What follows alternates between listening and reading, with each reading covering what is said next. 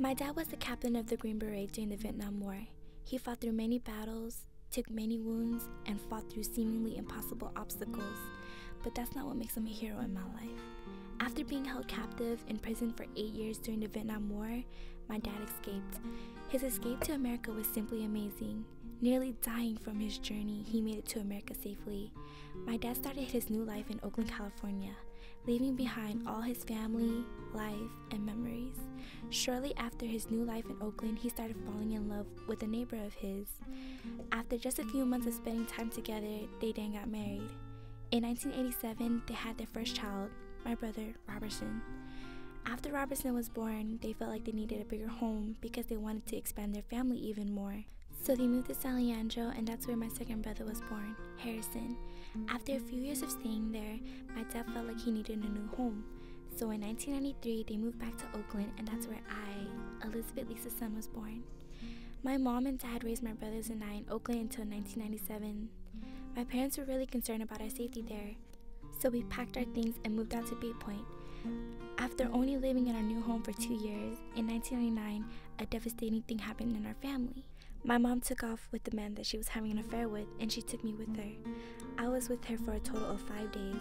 Even though I was really young at the time and I didn't know what was happening, those 5 days were the most dreadful days of my life.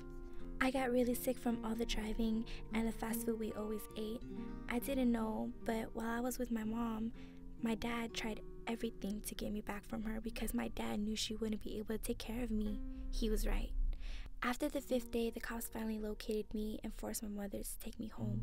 Once I finally got home, I learned that not only that she had left her family, she also took everything from us. My dad had to take out so many loans just to keep us living in our home. It was a tough time for my family to go through. As I grew older, my dad told me what happened. He told me that I cried every single night for 6 months straight, ever since my mom left, hoping that she would come back. But what I didn't realize was how hard it was for my dad.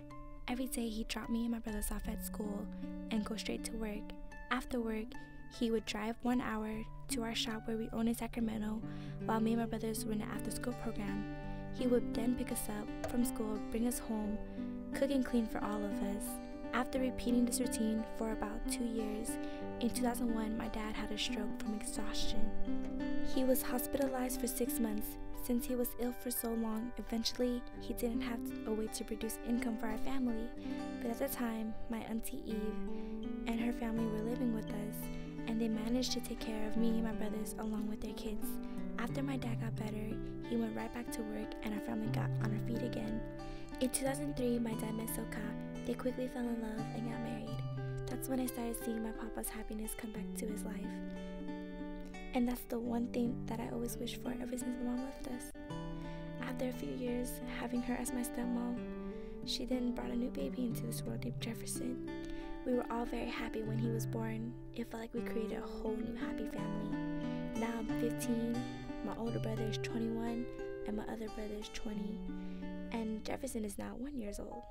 Looking back on everything I've been through with my family, I always saw my dad as a hero because no matter what the situation was, he will always put me and my brother's life before his.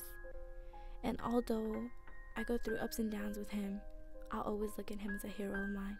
He really proves to be that no matter how hard things get, there's always a way to get things better. You just have to let time take its toll.